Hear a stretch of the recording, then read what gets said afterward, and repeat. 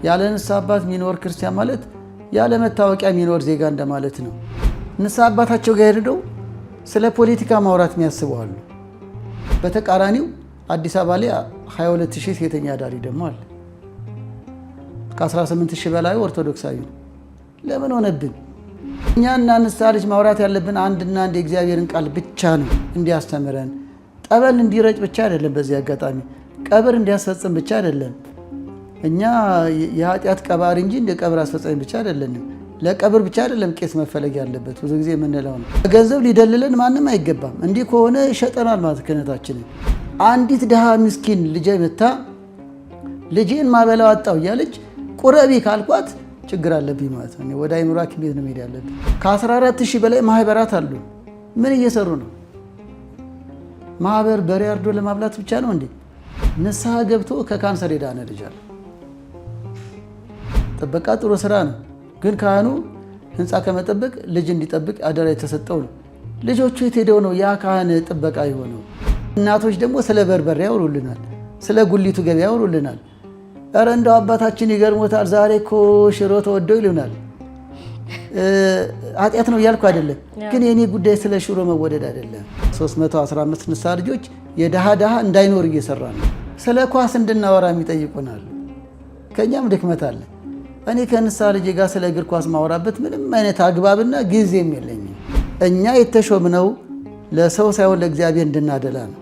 ዮሐንስ 10 ከቁጥር 1 ጀምሮ በጎቼ ያውቁኛል ይላል። አሁን ካላገኙኝ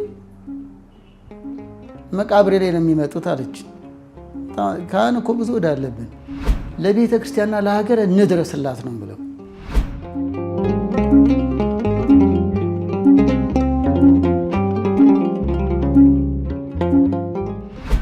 እኔ በማገለግልበት ቀበና መድኃኔዓለም ወደ 99 ካህናት አገልጋዮች አለን። ከ99ኙ ከ50 በላዩ ቀሳውስት ነን። በቀበና መድኃኔዓለም ዙሪያ ያለ ሰው ካህን አጣው ካለ ምን ማለት ነው? ስለዚህ ይሄ እግዚአብሔር አይዘበትበትም። ይሄ እግዚአብሔር መገዳደር ነው። ይህ ደግሞ እንደነ ሐናንያ እና እንደነ ሰጲራ መንፈስ ቅዱስን ማታለል ነው። ካህናት ባሉበት ርቀትም ቢሆን በአካል አግኝቶ መናዘዝ በሚቻልበት ቦታ በአካል መሆኑ ግድ ነው።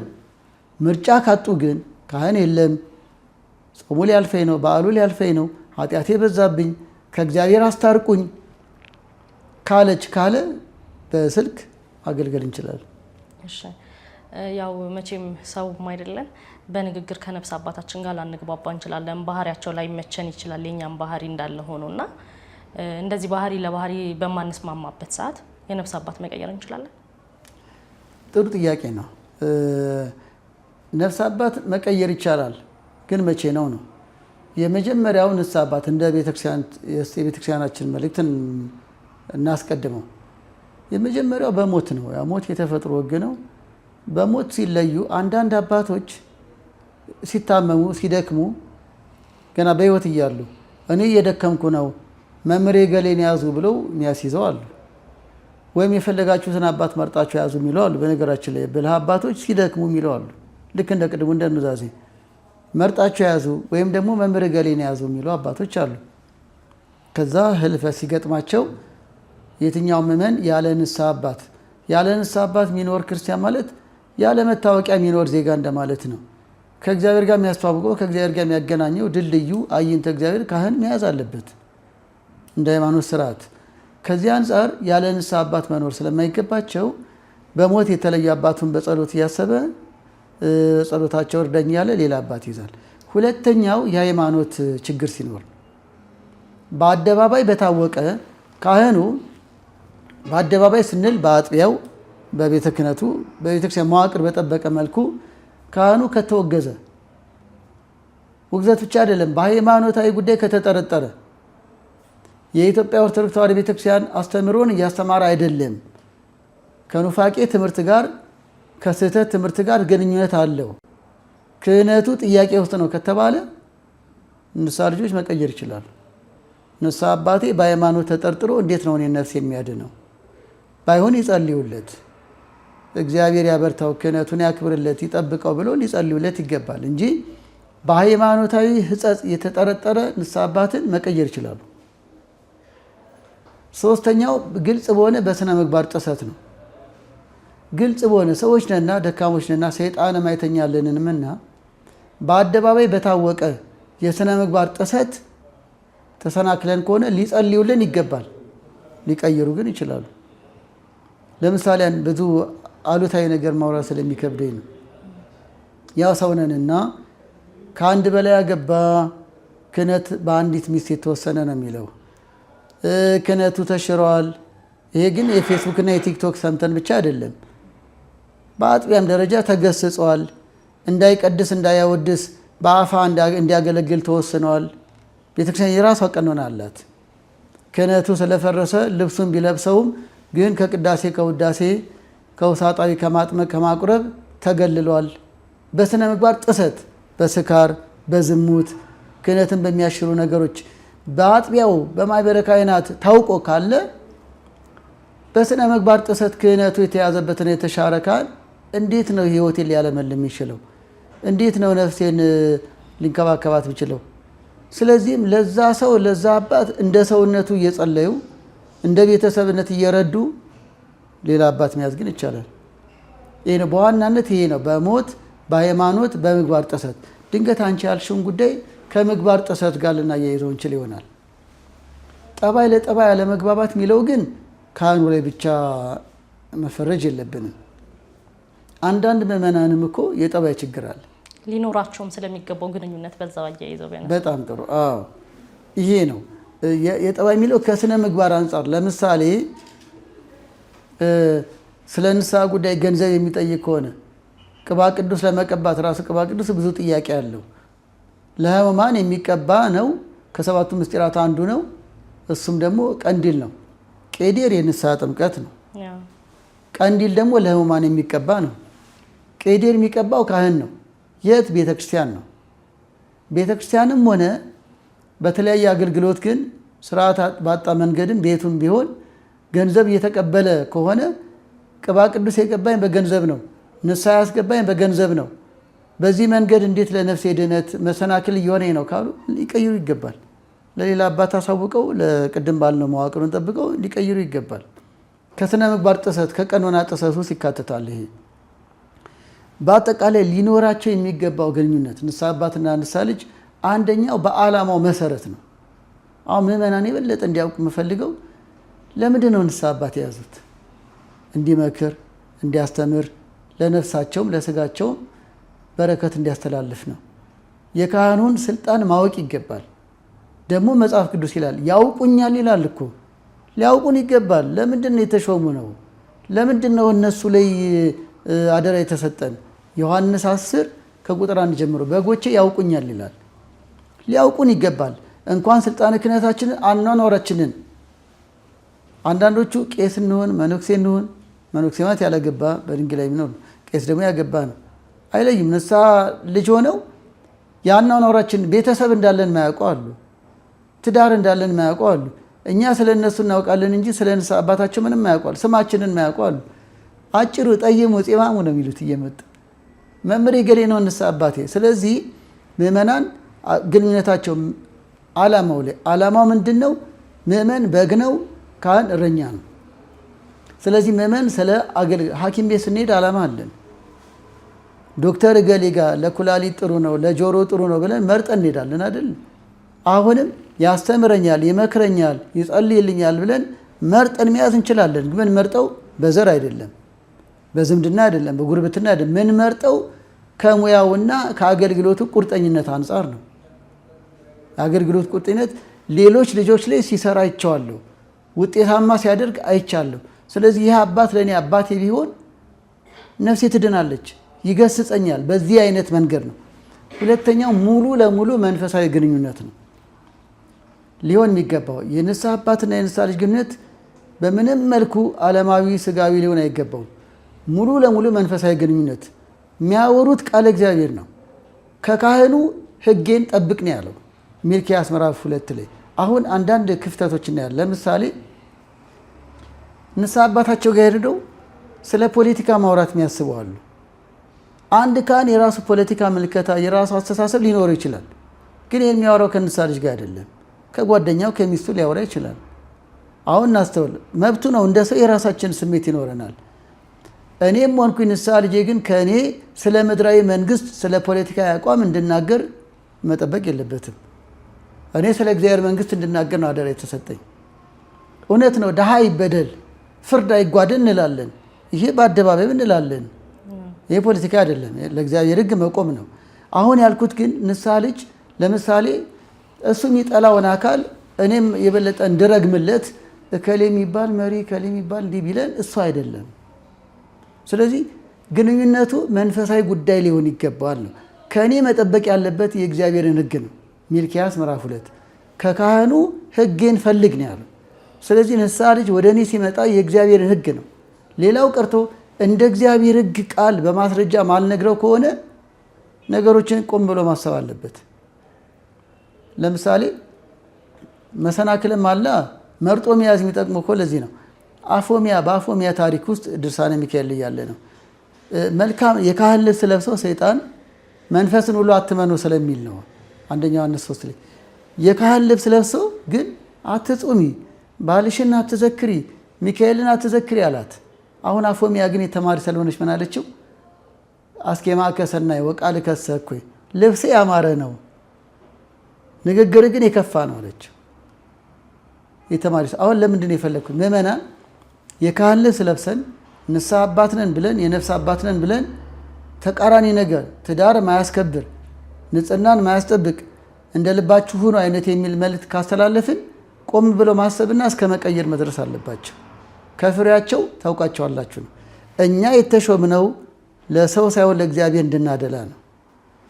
ከኛ የሚጠበቀው በየትኛውም መንገድ ይሁን የእግዚአብሔርን ሕግ እንድናስከብር ነው። ቅዱስ ዮሐንስ መጥምቅ የወንድምን ሚስት ማግባት አይገባህም ማቴዎስ 14 ላይ ማንን? ሄሮድስን። እንዲህ አይነት ነው ከኛ መፈለግ ያለባቸው። የእነሱን ስሜት እንድናንጸባርቅ አይደለም፣ የእነሱን ፖለቲካ እንድንደግፍ አይደለም፣ የእግዚአብሔርን ፍትሐዊ ቃል እንድንናገር ነው። ስለዚህ ግንኙነቱ መንፈሳዊ መሆን ይገባዋል ስንል ወደ እኛ ሲመጡ የእግዚአብሔር ቃል ላይ ፍለጋ እኛም ደግሞ ለምሳሌ ሁለት በትዳሩ ላይ ሌላ ደግሞ ውሽማን በለው ይዘው ቃሉ ደስ ባይልም ገንዘብ እየሰጠና እያታለለ እንዴት ነው እንዴት ያዩታል ቢል ልክ አይደለም ነው ማለት ያለብን። ለእሱ አይደለም እናደላው ለእግዚአብሔር እናደላው። አይ ሰውዬ ባለስልጣን ነው፣ የሰውዬ ቤት ገዝቶልኛል፣ ብር ከአንተ ጋር ይጥፋ ነው የምንለው። ደግሞ እንዲህ ነው የሚሉት አባቶች። እኔ አደርገዋለሁ፣ አድርጌው ማቅ ሊሆን ይችላል። የምናደርገው ነው የምንናገረው፣ በዚያ እናፍርም። በገንዘብ ሊደልለን ማንም አይገባም። እንዲህ ከሆነ ይሸጠናል ማለት ክህነታችንን። ምእመኑም ሊታዘበን ይገባል። ያ ሰው 2 ሚስት ይዞ ተው ነው ማለት ያለብን። እንዲሁም ተው ካላልነው መታዘብ አለበት። ቄሱ ምነካው የእኔ ገንዘብና የእኔ ጮማ ጥሞት ስህተቴን እንኳን አይነግረኝም እንዲህ ብሎ መታዘብ ነው ያለበት። ስለዚህ ምእመኑም ከኛ እውነቱን ፈልጎ ይምጣ፣ እኛም ደግሞ ስለ እውነት እንኖር ነው። ክህነታችን የእውነት አምላክ የክርስቶስ ስለሆነ፣ ስለዚህ አንደኛ ዓላማውን የጠበቀ፣ ሁለተኛ መንፈሳዊነት ላይ ብቻ ያተኮረ። መንፈሳዊነት ላይ ያተኮረ የምንለው ላይ በብዙ መንገድ ማየት ይገባል። ሌላው ቀርቶ ብዙ ጊዜ የምንታዘበው አለ። አሁን ቅድም በፖለቲካ መንገድ አየሁት እንጂ ስለ ኳስ እንድናወራ የሚጠይቁናል። ከእኛም ድክመት አለ። እኔ ከንስሐ ልጄ ጋር ስለ እግር ኳስ ማወራበት ምንም አይነት አግባብና ጊዜም የለኝም። ኳስ ነውር ነው ልል አይደለም። ከጓደኞቹ ጋር እንደፈለገ እንኳን ማውራት ይጫወት፣ ኃጢአት አይደለም እሱ። ግን ከንስሐ አባቱ ጋር አርሴናል ቼልሲ ቢል ምን ማለት ነው? ይሄ ስለሆነ ቡድን ድጋፍ ሊያወራ፣ እኔ የእሱ ነፍስ ደጋፊ እንጂ የክለብ ደጋፊ አይደለሁም። ስለዚህ አጀንዳው ራሱ ወሳኝ ነው ማለት ነው። በሆነ ጥቅማ ጥቅም፣ በሆነ ተዋወቅኩኝ፣ በሆነ አወቅኩሽ ናኩሽ፣ በሆነ በጓደኝነት ስሜት ከካህኑ ጋር እናቶች ደግሞ ስለ በርበሬ ያወሩልናል፣ ስለ ጉሊቱ ገበያ ያወሩልናል። ኧረ እንደው አባታችን ይገርሞታል ዛሬ እኮ ሽሮ ተወዶ ይሉናል። ኃጢአት ነው እያልኩ አይደለም፣ ግን የእኔ ጉዳይ ስለ ሽሮ መወደድ አይደለም። ይህ ኃጢአት ነው፣ ይህ ጽድቅ ነው። ጨሌ ካለ ጨሌሽን ጣይ፣ ባዕድ አምልኮ ካለ ባዕድ አምልኮ ይቅርብሽ፣ ልጆችሽን በስርዓት አሳድጊ እንጂ ስለ ጉሊት ላወራ ምዕመናን ጋር ሄድም ነውር ሆነ አይደለም። ግን ጊዜም የለንም። እኛና ንስሐ ልጅ ማውራት ያለብን አንድና አንድ የእግዚአብሔርን ቃል ብቻ ነው። ቆይ ሌላው ቀርቶ ለምሳሌ የክፍለ ከተማ የቀበሌ የከንቲባ ቢሮ ሄደን ማይመለከተው እናወራለን እንዴ? ያን እድል አግኝተን እንዴ? የክፍለ ከተማውን ስራ አስፈጻሚ በስንት ግርግር አግኝተነው ችግሬን አውርቼ መፍትሄ እንዲሰጠኝ እጠይቃለሁ እንጂ እሺ ወደ ሕክምና ካርድ አውጥተን ለመታከም ሐኪም ቤት ሄደን ፖለቲካ አወራለሁ እንዴ? ከሐኪሙ ጋር ጊዜም የለውም። ካህናት መንፈሳዊ ሐኪሞች ናቸው። ስለ ፖለቲካ፣ ስለ ሽሮ በርበሬ፣ ስለ ነዳጅ ውድነት ማውራት ጊዜ የለንም። እያንዳንዱ ጊዜ ስለ ትዳሩ ያወራልኝ። በትዳሩ ስንት ነገር እየቀነሰ መርካቶ ገበያ ቀነሰ ጨመረ ይለኛል። ትዳሩ ላይ፣ ልጆቹ ላይ፣ ህይወቱ ላይ ነው ማውራት ያለብን። ይህን ስንል ሁለታችንም ነን። እኛም አጀንዳውን ማስከበር አለብን። እኛ ስንል ካህናቱ፣ ምእመናኑም ዛሬ ከንስሐ አባቴ ጋር ምንድን ነው ማውራው? ህመሜ ምንድን ነው? ቁስሌ ምንድን ነው? ልክ ወደ ሐኪም ቤት ሄጄ ችግሬን ለማውራትና ሐኪሙ መፍትሄ እንዲሰጠኝ ነው። ካህኑም በቃለ እግዚአብሔር መፍትሄ እንዲሰጠኝ ንግግራችን በጨው እንደተቀመመ በጸጋ ይሆን እንዳለ ቅዱስ ጳውሎስ ቆላስይስ ምዕራፍ 4 ላይ በጨው የተቀመመ ቃለ እግዚአብሔር መንፈሳዊ ጉዳይ ላይ ሊሆን ይገባል። ልክ አሁን ፊልጶስ አጥማቂውና ጃንደረባው ሲገናኙ ስለሚያነበው መጽሐፍ ነው የተነጋገሩት። ይሄ ነው ግንኙነት። ክብር ይግባውና መድኃኔዓለም ኢየሱስ ክርስቶስ በኤማውስ መንገደኞች ተገልጦላቸው ምንድን ነው የተጨዋወቱት? ሞቱን ድል አድርገው ስለተነሳው ነው አይደል? እርሱም ሌላ ነገር አልነገራቸውም። ስለ ባህሪ አምላክነቱ አሳወቃቸው። አሁንም የክርስቶስ እንደራሴ የሊቀ ካህናት መድኃኔዓለም ክርስቶስ የሾመን ካህናት ወደ ምእመናን ስንሄድ ነገራችን ሁሉ ነገረ ክርስቶስ፣ ነገረ ማርያም፣ ነገረ ቅዱሳን ነው። ከዛ ዝቅ ሲል ደግሞ የህይወታቸው ጉዳይ ነው። ብዙ አጀንዳ አለ። ስለዚህ እኛም ተዘጋጅተን መሄድ፣ ምእመኑም ካህኑን ሲያገኝ መንፈሳዊ ጉዳይ ላይ ሊያተኩር ይገባል።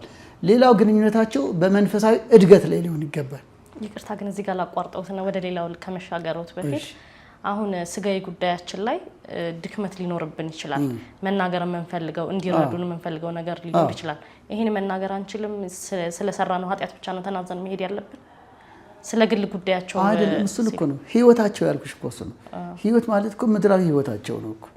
ምድራዊ ህይወታቸው ላይ ችግራቸውን ይናገራሉ። አሁን ያልኩት ፖለቲካ፣ ገበያ ተኮር፣ ኳስ ተኮር፣ ዓለም አቀፍ ዝነኞች ተኮር ሳይሆን የራሳቸው ህይወት ላይ በህይወታቸው ላይ ያተኮረውን ነገር ሲናገሩ ካህኑ መፍትሄ ይሰጣል ነው። ለምሳሌ ገበያ አልሆነልኝም፣ ስራ ተበላሸብኝ ሊል ይችላል። በዚህ መንገድ ተስፋ እንዳይቆርጥ፣ እንዳይበሳጭ፣ እንዳይማረር መንፈሳዊ መፍትሄ ይሰጣል ማለት ነው። በዚህ አጋጣሚ ስጋዊ ኖሯቸው ላይ ይመለከተናል። እንዲሁም ይህን ቃል ባላነሳ ይቆጨኝ ነበር። የነፍስ አባት ነው የሚለን ፍትሐ ነገሥት። ዋናውን ለማሳየት ነው እንጂ ካህናት የምእመናን ስጋዊ ኑሮም ይመለከተናል።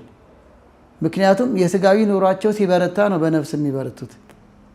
ክብር ይግባውና መድኃኒታችን ኢየሱስ ክርስቶስ ዮሐንስ 6 ላይ ህዝቡ ተርቧል ባሉት ጊዜ ደቀ መዛሙርቱ እኔ አይመለከተኝም፣ እኔ የነፍስ ምግብ ብቻ አላለም። ቸሮ አምላካችን ስለተራቡ አዝናለሁ አለ። ካህን ይሄ ነው። ሰው ሊራቡ ንስሐ ግባ ቁረብ ብዬ አልጨቀጭቀውም። መጀመሪያ ራቡ እንዴት ያስታክስ ነው። አሁን የህይወት ጉዳይ ያልኩት ይሄንን ነው። ገንዘብ ባንሰጥ ምክር እንሰጣለን ማለት፣ ገንዘብ ባይኖረን ግን ጸሎት ይኖረናል ማለት፣ ውዳሴ ማርያም እንደግማለን ማለት። አሁንም ከጌታችን ቃል የመጣሁት ዮሐንስ 6 ላይ እንዲበሉ አደረገ አይደል? 12 ቅርጫት ተረፈ። ከዛ በኋላ ነው ስለ ቁርባን የነገራቸው። ይችን ካህናትም ምእመናንም ያስተውሉልኝ። ስጋዊ ችግራቸውን ካስወገደ በኋላ ስጋዬን ብሉ ደሜን ጠጡ ብሎ አስተማረ። ይሄ ነው ቅደም ተከተሉ።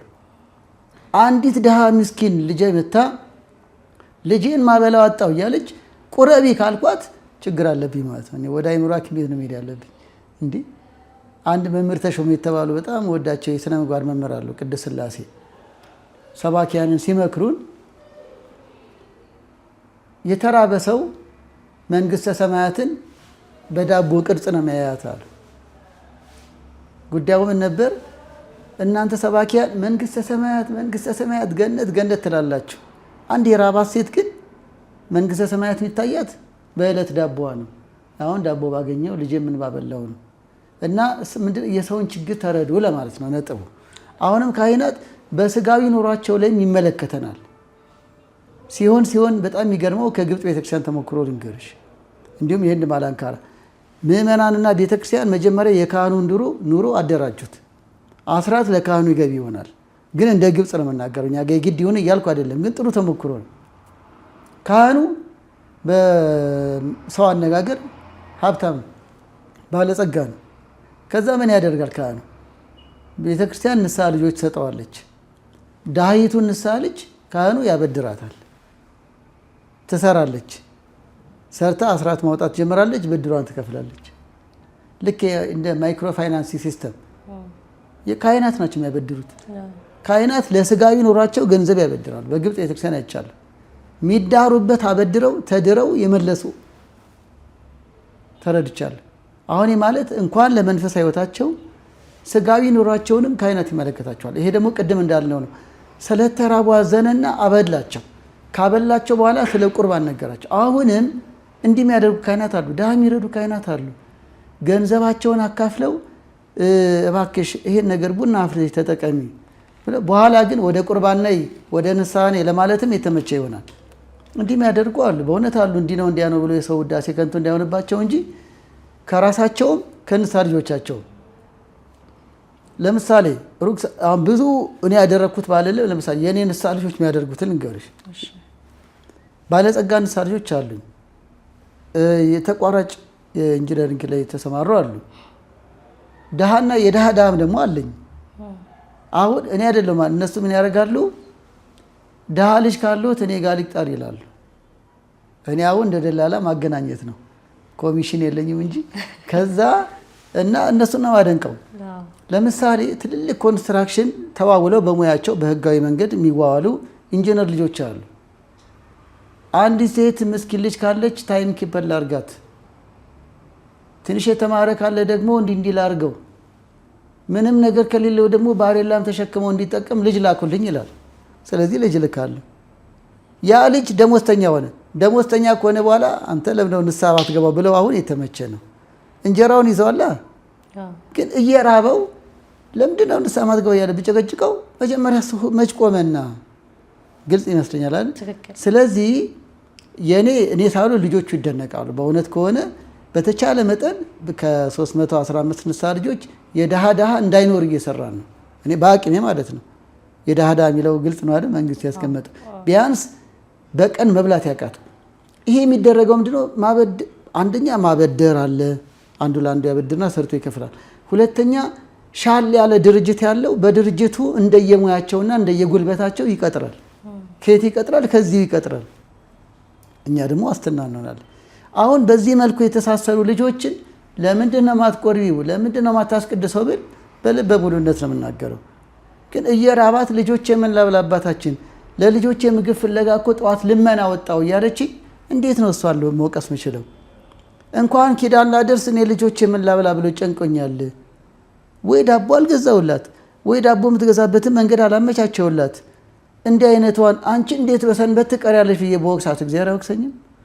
ስለዚህ ይሄ ነው። ይሄን የሚያደርጉ አሉ። ያላደረጉም ደግሞ ቢያደርጉ ውዳሴ ከንቱ አይደለም፣ ይገባናል።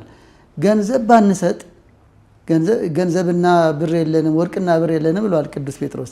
ቢኖረን ጥሩ ነው እንደ ግብፅ ቤተክርስቲያን፣ ከሌለን ግን ማመቻቸት፣ ይህ እንዳውኑ ማመቻቸት፣ ሰዎች እንዲቀጥሩልን ወይ ደግሞ እንዲያበድሩልን ወይ የኢኮኖሚ ትስስር ሲስተሞችን ፈጥሮ ንስሐ ልጆቻችን ቢያንስ የአቅማቸውን እየሰሩ አስራት እንዲያወጡ እንዲመጸውቱ፣ እንደ ማንኛውም ሰው በአቅማቸው ደስተኛ ሆነው እንዲኖሩ ምግበ ስጋቸውን ካሟላን በኋላ ጌታችን እንዳደረገው ወደ ምስጢረ ቁርባን እንዞራለን።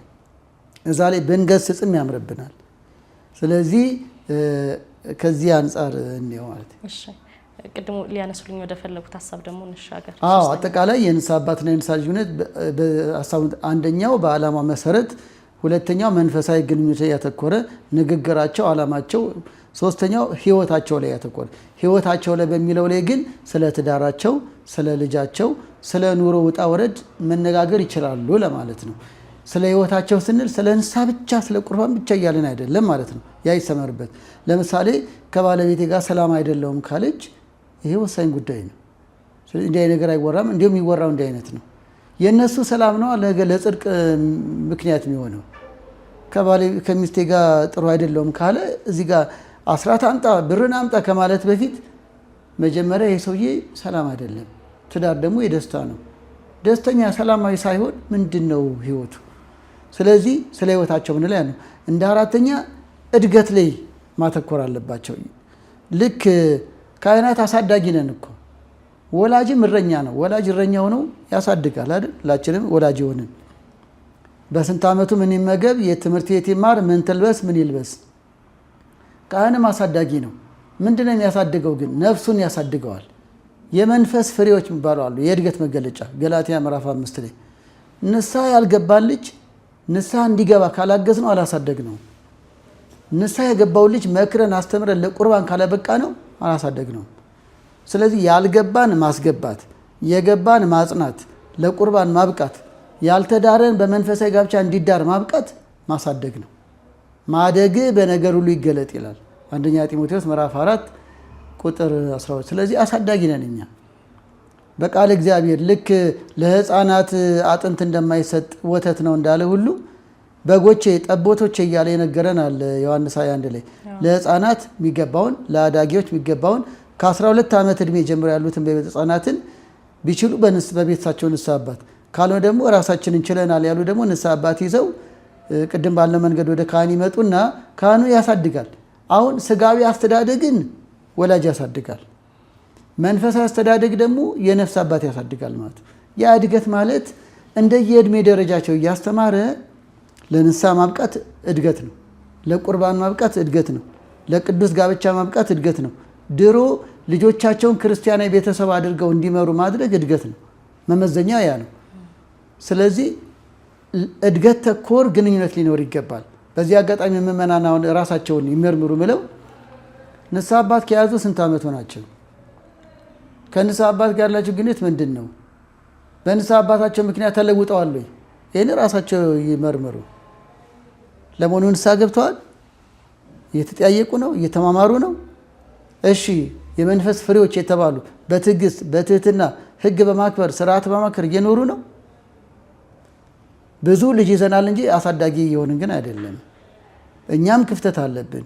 ምእመናንም እንደ ዓላማው እያገኙን አይደለም ያስባሉ አንዳንዶች። ምክንያቱም አሁንም ቢሆን ቅድም እንዳነሳሁት አሁንም ቢሆን በዓለማችን ይልቅም በሀገራችን የኃጢአት ቁጥር እየጨመረ እንጂ እየቀነሰ አልሄደም። ነውር አሁንም እየበዛ ነው። መገዳደል እየበዛ ነው። ሰላም ማጣት እየበዛ ነው። የሰላም ሰባኪያን የት ሄደን ነው? ባለፈው በተለያየ ሚዲያ ላይ በአንድ ክፍለ ከተማ ብቻ 3000 ባለትዳሮች ተፋቱ በ3 ወር የሚል ብቻ አይተናል። ተቋማቱ 800 ነው ምናምን ቢሉ ግን የማይካዳቅ ነው። ድንገት በ3 ወር አይደለም ብሎ ሊሞገት ይችላል እንጂ በትክክል ብዙ ትዳር እየተፋቱ ነው። አሁን የፈለግኩት ለምንድን ነው? የት ሄደን ነው? ቀሳውስቱ የትዳር አስከባሪ ፍችን እጠላለሁ የሚል እግዚአብሔር ፍችን እንደሚጠላ እያስገነዘብን ተዋደዱ፣ ተቻቻሉ እንጂ ተስማሙ እንጂ እያልን ማስማማት የሚገባን ካህናት የት ሄደን ነው ያሉ ሰው የተፋታ? ስለዚህ ራሳችን ማየት አለብን። ምእመኑስ ወዴት እየሄደ ነው? ወደ ፍርድ ቤት ከማፋታት ከመሄዱ በፊት ወደ ካህኑ ሄደዋል ወይ? ወደ አማካሪ ሄደዋል ወይ? ባሌ ምከሩልኝ፣ ሚስቴን ቃለ እግዚአብሔር አስገንዝቡልኝ ወደ ማለት ሄደዋል ወይ? ለምን ለፍቺ ይቸኩል? ችኩል ለመጉደል ይቸኩላል። ብዙ ነገር እየጎደለ ነው። ስለዚህ ግንኙነታችን ጠንክሯል ብዬ አላምንም። ቢጠነክርማ ብዙ ድሃ አይኖርም፣ ብዙ ነውር አይበዛም። በትክክል ብንሰራ እኮ ምእመናን ላይ እኛም እኮ በቤተ ክርስቲያናቱ ጥላ አንዘቀዝቅም። ታቦት አቁመን ገንዘብ አውርዱ፣ ገንዘብ አምጡ ከኔ ጀምሮ ለማኝ ሆነናል። በትክክል ብንሰራ ግን ይህ ሁሉ እኮ ይወገዳል። ባሉኝ ንስሐ ልጆች ላይ በየአጥቢያቸው አስራት እንዲያወጡ ካደረግኩ 90 የአንድ ደብር ካህናት ንስሐ ልጆቻቸው ሁሉ አስራት እንዲያወጡ ካደረጉ ታሪክ አይሰራም እንዴ? ግን አስራት እንዲያወጡ ለማድረግ ስለ አስራት በደንብ ማስተማር አለብኝ። እውነተኛ ቦታ ሲውል ማሳየት አለብኝ። ድሃ የመመጽወት ስርዓት። ስለዚህም አንድ ነገር ማንሳት ፈልጋለሁ። በጣም እግዚአብሔር ይመስገን ብዙ ሀብት አለን እንደ ኦርቶዶክስ ተዋሕዶ ቤተክርስቲያን። ያም ሆነ ከ50 ሚሊዮን በላይ ኦርቶዶክሳውያን አለን። ከ1 ሚሊዮን በላይ ካህናት አለን። ከ40 ሺህ በላይ ገዳማት አድባራት አሉን። አሁን ይህን ቁጥር የተናገርኩት በተቃራኒው አዲስ አበባ ላይ 22 ሺህ ሴተኛ አዳሪ ደግሞ አለ። ከ18 ሺህ በላይ ኦርቶዶክሳዊ ነው። ለምን ሆነብን? ከ14 ሺህ በላይ ማህበራት አሉን። ምን እየሰሩ ነው? ማህበር በሬ አርዶ ለማብላት ብቻ ነው እንዴ? ድሃ ላይ አልሰራንም። ዘዳግም 15 ላይ የማዝህን ብታደርግ ድሃ አይኖርም ይላል። አሁን እያልኩ ያለሁት እኛና ምእመናን በአግባቡ ብንገናኝ ድሃ አይኖርም። ቤተ ክርስቲያንን በአስራታቸው ድሆችን በመጽዋታቸው እንዲረዱ በማድረግ ይቻላል። ደግሞ ማስረጃ አለ። የህንድ ማላንካራ ቤተ ክርስቲያን የሚሰሙ ሁሉም ሰርች ማድረግ ይችላል። የህንድ ማላንካራ ቤተ ክርስቲያን 2 ሚሊዮን ናቸው። ህንድ ከዛ የመጡ እዛ የሚያዩ ሰዎች ይታዘቡ 2 ሚሊዮን ናቸው። 2 ሚሊዮን ውስጥ ድሃ የለም። በልበ ሙሉነት ነው የምናገረው። በዚህ ዙሪያ ያጠና ወንድማችን ጥናቱን አይቻለሁ፣ ምስክርም አይቻለሁ። 2 ሚሊዮን ናቸው፣ ድሃ የለም። ይህ ኩልን ቀና ይገባል። ድሃ የለም። መጽዋት አዘነው በስልክ ኢትዮጵያ መጥተው ነው የመጸወተው። ለኦርቶዶክስ ለመመጽወት ፈልጎ ማለት ሌላ ድሃ አለ። ከ2 ሚሊዮን የህንድ ማላንካራ ኦርቶዶክሶች ግን ተመጽዋች የለም። በስሌት እንዲሁ ለምሳሌ እንኳን ድሃ 30 ሆስፒታል አላት ቤተክርስቲያኒቱ። ሀብታሞች ናቸው ማለት ነው። ለምንድን ነው የሆነው? አስራት በአግባቡ ይወጣል፣ በአግባቡ ቦታ ላይ ይውላል። ምጽዋት በተጠና ነገር ላይ ይውላል። ድሃ ሰብስቦ ለትንሣኤ በሬ አርዶ ማብላት ትልቁም ነገር አይደለም። አንድ ቀን የሚያበላቸው ድሆች አላጡም። ግን አንዲትን ድሃ ከሴተኛ ዳሪነት አውጥቶ እንጀራ ጋገሪ፣ ቡና አፍልተሽ ኑሪ፣ ወይ ደግሞ እንደው ቺፕስ ሸጠሽም ኑሪ ማለት እንዴት ያቅተናል? እነሱን እየወቀስን ከምንኖር፣ ጨለማን እየረገምን ከምንኖር ለአንድ ድሃ 1 ሻማ ማብራት እንዴት ያቅተናል? ቅድም ባነሳ ነው ቁጥር 14,000 ማህበራት እንዳሉ ይነገራል ኢትዮጵያ ውስጥ ጽዋ ማህበራት። ግን ድሃ አለ። ይህን ያልኩት መንገድ ላይ ያለው 100 ብር 200 ብር ከመስጠት ያለፈ ነገር መስራት ያልቻለው ለምንድን ነው? መዋቅሩ እኮ አለ። ምግባረ ሰናይ የሚባል በቃለ ዓዋዲ ውስጥ እኮ መዋቅሩ አለ። ድሆችን የሚረዳ በቤተክርስቲያን በሚሰበሰብ ገንዘብ በአስራት በመጽዋት ለድሆች ለጓለማውታ የህንድ ቤተክርስቲያን 28 ጓለማውታ አላት። አስቢው። ስለዚህ ድሃ የለም። ለምሳሌ ልጄን ማሳደግ አልችልም ያለች ድሃ ልጇን ማን ያሳድግላታል? ቤተክርስቲያን። ለሷ ደግሞ ለአቅሟ ኑሮ ይሰጣታል። ስለዚህ ድህነት አለፈችው። 28 ጓለማውታ አለ እና የችግረኞች ማሳደግ ያላቸው 28። እኛ በቅርቡ የሰራ ነው አንድ ሆስፒታል አለን የአዋሪው ተመስገን ጥሩ ነው። ግን ከዚህ በላይ ይጠበቅብናል ነው እንደ ብዛታችን፣ እንደ ገናናነታችን፣ እንደ ባለ ሀብት የሰው ሀብት አለን ነው። ሀብት ያልኩትን የሰውን ነው። አንድ ቄስ ብዙ ታሪክ መስራት ይችላል። በየቀኑ 28 ድሃ የሚያበሉ አንድ ቄስ አውቃለሁ። ማንን ይዘው 100 ማይሞሉ እንስሳ ልጆቻቸውን ይዘው በየቀኑ 28 ድሃ ያበላሉ። ስልት ፈጥረው ያ ድሃ ማለት መንገድ ላይ የወደቁትን አይደለም፣ ጓዳቸውን የሚያውቁ ምዕመናንን ወጥተው መለመን ያቃታቸው ምዕመናንን ለነሱ እንዲሸመት እያደረጉ ይመግባሉ። ህፃናትን ተቋም ፈጥረው የሚያሳድጉ ቄስ አሉ። የበረቱ ቄሶች እኮ አሉ። ግን በማዕከላዊነትና በመተባበር ከዚህ በላይ መስራት ይቻላል፣ እኛና ልጆቻችን ተባብረን። ስለዚህ ሁሉ ያልኩት ለሀገርም እንተርፋለን፣ ለቤተክርስቲያንም ከልመና ከድህነት ለእንዲህ ቦታ አዋጡ፣ ለእንዲህ ቦታ አባካችሁ መጨረሻ አጣን የሚለው አይኖርም ነበር። እኛና ንስሐ አባ ልጆች ቤተክርስቲያን በሰጠችን መዋቅር ምጽዋት በአግባቡ የት ይዋል?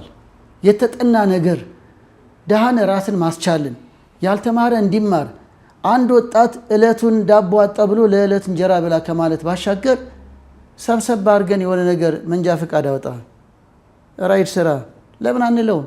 ይህ ልጅ ነገ አስራት ያወጣል እኮ። በቃ የዕለት እንጀራ ብቻ አንዲትን ድሃ ከንፈር መጠን በቃ ባካችሁ ለእሷ ሰብስቡላት ከማለት ይልቅ የሆነ ነገር ፈጥረን ስሪ፣ በዚህ ማሽን ተጠቀሚ፣ ሻማ አምርቺ፣ ቺፕስ ጥበሽ፣ ቡና አፊ፣ ይሄ ለቦታው ኪራይ ይሆንሽ፣ ልብስ አስመጭና አትርፈሽ ሽጪ፣ ይህን ነገር ሰርተ ሽጥ። ወጣቱንም እንደዛ ማድረግ እንችላለን በፕሮጀክት ደረጃ። በዚህ መንገድ ካደረግን ቤተክርስቲያንም የተመጣጠነ ፍትሃዊ የቤተክርስቲያን አገልግሎት ይኖራል። ድሆችን መቀነስ እንችላለን፣ ሀገርንም እንረዳለን ማለት ነው። ስለዚህ በዚህ መንገድ ቢታይ ነው። እሺ፣ እናመሰግናለን። በክህነት አገልግሎት ላይ በዚሁ ዙሪያ የተለየ የገጠመኝ ካለዎት? መልካም። አብዛኛው እንግዲህ የእኔ አገልግሎት ከንስሐ አባትነት ያቅሜን ከማገልገል ባሻገር ምክር አገልግሎት ላይ አተኩራለሁ። የሚመክርን በመምከሩ ይትጋ ይላል። ከካህን ተግባር አንዱ ምክር ነው። ምክረ ካህን ይባላል እንዲሁ እና ለምሳሌ ቀኖና መስጠት ጾሚ፣ ጸልይ፣ ስገጂ፣ እኔና አድርጊ፣ እግዚአብሔር ይፍታ መሸኘት ነው። ከዚህ ያለፈ ነው ምክክር ማለት ነው። ምንድን ነው የቸገረሽ? ምንድን ነው ይህን ኃጢአት የምደጋግመው? ይሄ ከዚህ ኃጢአት ለመውጣት ምን ማድረግ ይገባል? እንደ ካውንስሊንግ ማለት ነው። ግን መንፈሳዊ ካውንስሊንግ አለ። እኛ ብቻ ዋኑ የተናጋሪ ሳንሆን ያ ሰው አቅሙን አውቆ ባለው ጸጋና ብርታት ራሱን ከስህተት እንዲያወጣ የሚያደርግበት መንፈሳዊ ምክክር አለ። ብዙ ጊዜ እዛ ላይ ያተኩራለሁ እና ብዙ አሳዛኝ የነበሩ ክስተቶች ወደ በጎ ሲለወጡ አይቼ አውቃለሁ። ለምሳሌ ማረሳው ገመድ ይዞ ራሱን ሊያጠፋ ወደ እንጦጦ ጫካ እየሄደ በሆነ አጋጣሚ ሰዎች ወደ እኔ ቢሮ ላኩት እና በዛች ቅጽበት እንደ እግዚአብሔር ፈቃድ ማለት ባንገናኝ ኖሮ ያ ልጅ ራሱን ሊያጠፋ ነበር የሚሄደው። ራሱን ሊያጠፋ የወሰነበት ጉዳይ ግን እንኳን በሌላ ሰው በእኔ የሚፈታ ነው። በጣም ቀላል ጉዳይ። እሱ ግን አክብዶት ራሱን ሊያጠፋ። ይሄ ልጅ ዛሬ ቆራቢ ነው፣ የመኪና ሹፌር ነው፣ ጥሩ ስራ ላይ እየሰራ ጥሩ ኑሮ እየኖረ ነው። እግዚአብሔር ይመስገን። በእንደዚህ አይነት ገጠመኞች በጣም እግዚአብሔር እናመሰግናለን። በዚህ ብቻ አይደለም። ከተወሰነ ደቂቃ በኋላ በጣም ብዙ አይነት መርዝ የሆኑ መድኃኒቶችን ቀላቅላ ወጣ ራሷን ለማጥፋት የተዘጋጀች አንዲት ልጅም ስልክ ደወለች። አሁን ካላገኙኝ መቃብሬ ላይ ነው የሚመጡት አለች። ካህን እኮ ብዙ ወደ አለብን። ከባድ ነው እንግዲህ የት ይኬዳል? ወይ እኛ 911 ደውለን እንዲያርጉልን አንል ማለት ባለው በእርግጥ ነው ወደ ህግ ምናምን ይኬዳል። ግን አሁን ልጅቱ ያን አይደለም የፈለገችው፣ ካህን ድረስልኝ ነው። እና እውነት ቤተሰባዊ ጉዳይ ላይ ነኝ፣ በጣም ከባድ ጉዳይ ላይ ነኝ። ከኔ ባሱ ግን በጣም ጠንካራ አባቶች አሉ። እኔ እነሱ የበለጠ ለመወከል ለማስተዋወቅ እንጂ የእኔ እንዳይመስልብኝ ይቅርታ። ግን የዚች ልጅ ጉዳይ ሁሌ እግዚአብሔር እናመሰግነዋል። ሄድኩኝ እንደምንም አቆራርጬ እና አገኘኋት። ደርድረዋለች ያን የመርዝ አይነት። እሺ ይሁን፣ አሁን አንቺ እንደዚህ ብታደርጊ ፍትሐትም አትፈቺም፣ በራስሽ ላይ ስልጣን ስለወሰድሽ ደግሞ በእግዚአብሔር ስልጣን ስለገባሽ ቀጥታ ወደ ሲሆን እንዲህ እያልኩኝ እንደ ጉዳቱን እያነሳው ለዚህ ሁሉ ግን የዳረገሽ ምንድን ነው ስላት፣ በጣም ቀላል ጉዳይ ነው። በጣም ከቤተሰብና ከሆነ ጉዳይ ጋር የተፈጠረ ጉዳይ ነው። ለእነሱ ሄደን እባካችሁ ተረዷት በማለት ብቻ የሚፈታ ጉዳይ ነው። ባልተረዱኝም ስሜት ልትሞት ነበር። ስለዚህ ለምሳሌ እንደ አንድ ገጠመኝ ይህች ልጅ ነፍሷ በመዳኑ ዛሬ አግብታ 2 ወልዳ የምትኖር ነች። የመርዝ ተወግዶ የሚያድን የክርስቶስ ስጋና ደም ተቀብላ በመኖሯ እግዚአብሔር እናመሰግናለን። እንዲህ ያለ ሌላው የእግዚአብሔር ስራ ብዬ ማምነው በትክክል በልበ ሙሉነት የምናገረው ንስሐ ገብቶ ከካንሰር የዳነ ልጅ አለ። አሁን ባህር ማዶ ነው የሚኖረው። የዛሬ 7 ዓመት ነው የጭንቅላት እጢ ካንሰር ገጠመው እና ባንኮክ ሄዶ ታከመ። ከ6 ወር በኋላ ራስን ትስታለህ፣ ከዛ ደግሞ ከተወሰነ ወር በኋላ ትሞታለህ አሉት። አንዳንዴ የውጭ ሕክምና ነጩን ነው። መጣ ይሄ ልጅ በጓደኞቹ ምክንያት። ለመጀመሪያ ጊዜ መምከር የከበደኝ ነገር ቢኖር ይሄ ነው። ይከብደናል እኮ አንዳንዴ ከአቅም በላይ ይሆናል። እንዲሁም ወደ ተሻሉ ነው የምንልከው። ይህ ልጅ በችም ጸሎተ ማርያም እየጸለይን ከአንድ አባት ጋር አግዙኝ ብዬ፣ ምክንያቱም ከ6 ወር በኋላ ታብዳለህ የተባለ ልጅ እኮ ነው። እኔም በአቅሜ ሰምቼ አላቅም። ካንሰር ነው። ከዛ ደግሞ ትሞታለህ። የሞቱን ደብዳቤ ይዞ እኮ ነው የመጣው። ያው በእንትን ኤምአርአይ ነው የሚባለው። እኛ ደግሞ አትሞትም ሙግት። እንዴት እግዚአብሔር ያድናል። ስለ እግዚአብሔር ነው የማወራው። ለሚያምኑል ይቻላል። ማርቆስ 9 ቁጥር 23። አረ እግዚአብሔር ይችላል። እኛ ባናምን ደካሞች ብንሆን እግዚአብሔር ግን ይችላል። የእግዚአብሔርን ቃል ለመናገር ችግር የለብንም። እንዴ አትሞትም እና ምን አድርግ ነው የምትሉኝ? መጀመሪያ ንስሐ ግባ። ከዛ እግዚአብሔር ከፈቀደ ደግሞ ወደ ስጋው ደግሞ ትቀርባለህ። ግን ጠበል ለመጠመቅም ቢሆን ንስሐ ተገብቶ ነው። በትክክል በህይወቴ ስህተት ነው ያልከውን ነገር ንስሐን አስተምረን ንስሐ ገባ። በትክክል ኃጢአቱን ተናዘዘ፣ ንስሐ ገባ። ጻድቃኔ ማርያም ሄደ። እነሱም ንስሐ መግባቱን አረጋግጠው ያው የጠበሉ ስርዓት ቀጠለ። አሁን መናገረው ገና ለስጋው ደግሞ አልቀረበም። 6 ወር ሞላው ጠበል እየተመላለሰ ከ2 ጊዜ በላይ ግን ተመላልሰው ጾም ሊገባ ሲል እንደዚህ ሁሉ ደጋግሞ ንስሐ እንደገባ አስታውሳለሁ። ማበድ የለም፣ እንደ ማይግሬን ያለው የራስ ምታት የለም። በእግዚአብሔር ቸርነት በጻድቃኔ በድንግል ማርያም ቃል ኪዳንና በንስሐ ሕይወቱ ነው እግዚአብሔር የዳበሰው ብዬ ስለማምን እንደ ዳዊት ከልቡ ነው ይቅር በለኝ ብሎ እግዚአብሔር ተማጸነው። ንስሐ ያድናል፣ ከስጋም ያድናል። ጌታዬ ከነፍስ ኃጢአቴ አድነኝ ስንለው እርሱ ደግሞ ከስጋ በሽታችን ያድነናል። እግዚአብሔር ይችላል። 12 ዓመት ደም ሲፈሳት የነበረ ሴት የጌታን ጨርቅ ነክታ ደሟ ቀጥ ብሏል። ያን ያደረገ አምላክ ዛሬም አለ፣ ሕያው አምላክ ነው። አምነው ሲጠመቁ አምነው ንስሐ ሲገቡ እግዚአብሔር ይችላል። አምናችሁ የምትጸልዩትን ታገኛላችሁ ማለት። ስለዚህም ይህ ልጃችን ስለ እውነት ነው በ8ኛ ወር ይህን ባለን በ8ኛ ወር ገደማ ምንም አይነት ምልክት ስለጠፋ ድጋሚ ሄደ ባንኮክ። ያው እነሱ ድናሃል የማራ የተነሳ እጢው ነበር በትክክል ካንሰርም ነበር በትክክል ያው ሚራክል ነው ከ1,000 ይገጥማል ብቻ ድናሃል ብለው ደግሞ የመዳኑ ማስረጃ ይዞ መጣ። እግዚአብሔር ይመስገን ዛሬ አግብቶ 2ኛ ዲግሪን ሰርቶ ባህር ማዶ ነው የሚኖረው። ባለበት እግዚአብሔር ይጠብቀው። ንስሐ ሲያድን አይቻለሁ እያልኩ ነው። እንደዚህ አይነት አንድ የመጨረሻ እንደገጠመኝ ለሌሎችም ትምህርት እንዲሆን ነው። መቼም መስቀል ይዘን ሌላ እናወራም። የክርስቶስ ድንቅ ነገር የቅዱሳኑ ድንቅ ነገር ነው በእውነት ከሆነ ግን በዚህ ውስጥ በንስሐ ሕይወት ውስጥ መዳን አለ ነው። 2 ባልና ሚስቶች በተጋቡ 13 ዓመት ሆናቸው 13ቱን ዓመት ልጅ አልወለዱም። እንዲሁም እሷ በሕክምናው መንገድ ሄዳ ጽንስ የመያዝ ፍሬ የማፍራት የውስጥ የዘር ስጦታሽ አቅም የለውም ተብላለች። በቃ አቅም የለውም፣ ጽንስ የመያዝ አቅም የለውም የሚል በሕክምና ተረጋግጧል። በሕክምና ያው አግብቶ ልጅ አለማግኘት አሉባልታውም ከባድ ነው። ምን ሆናችሁ ነው? እንዴት ነው? አትወልድም ወይ? ግን አንድ ነገር እናምናለን፣ እግዚአብሔር ይችላል። እነ ዘካርያስም እነ አብርሃም በ90 ዓመቱ እነ ዘካርያስም በስተርጅና ወልደዋል። ሐና ኢያቄም ቤታችን የመሰለ ቅድስተ ቅዱሳን አግኝተዋል። እኛ ሰነፎች ሆነን እንጂ ካምን ታሪክ ይሰራል። እና ምን ወገኖችን የመጀመሪያው እንደ ቤተክርስቲያናችን አስተምሮ ቀጥታ ጠበል ሂዱ ቀጥታ ተሳሉም እኮ አይደለም የሚባለው። ለልጅ ብለው ብቻ አይደለም። መጀመሪያ ግን ማን ናቸው እነሱ በእግዚአብሔር ፊት 13 ዓመት ሙሉ መንፈሳዊ ሕይወታቸው ጥሩ አልነበርም። ወደ ባዕድ ነገር ይሄዳል።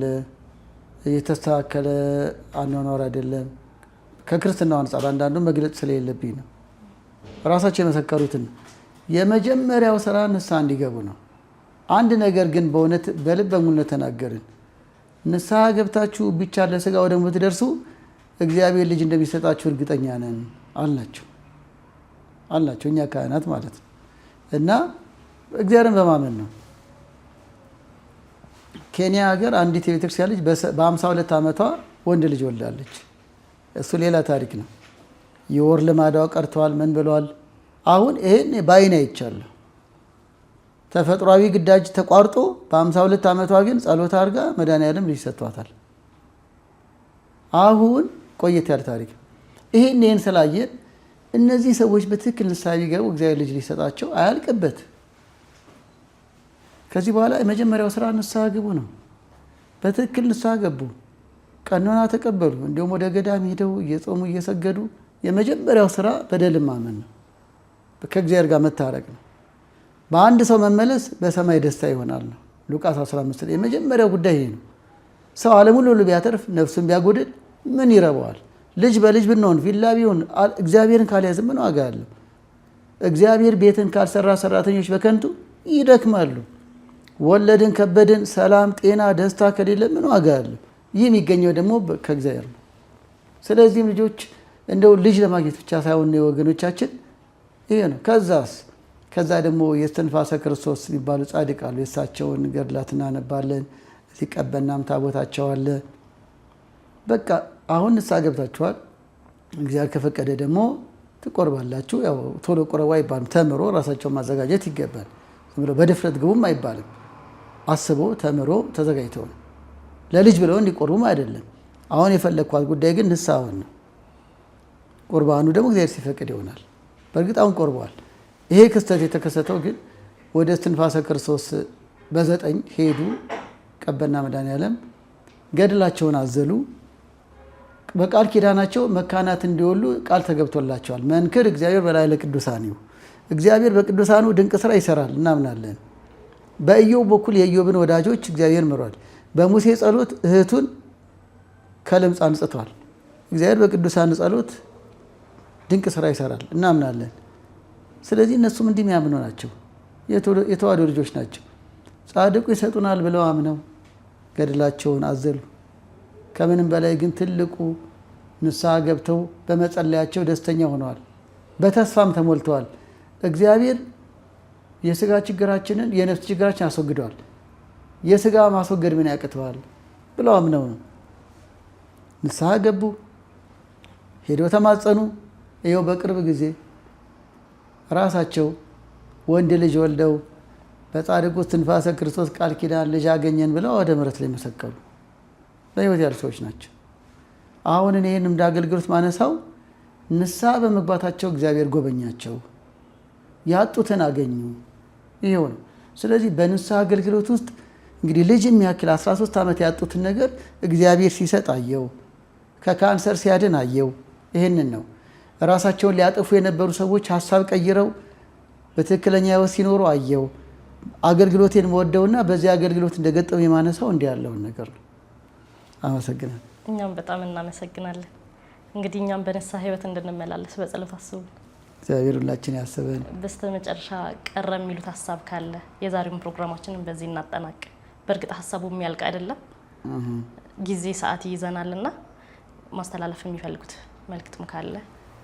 መልካም። አብዛኛው ከንስሐ አባትና ልጅ ጋር ስለተያያዘ በእሱ አጠቃላል። ከእሱ በፊት ግን ከሶሻል ሚዲያ አንጻር የተነሳ ሶሻል ሚዲያን ይልቅም ኦርቶዶክሳውያን ለመማር ለእውቀት መረጃ ለማግኘት በአግባቡ እንጠቀምበት። እንደ አንድ የቤተክርስቲያን አገልጋይ ምክሬ ነው።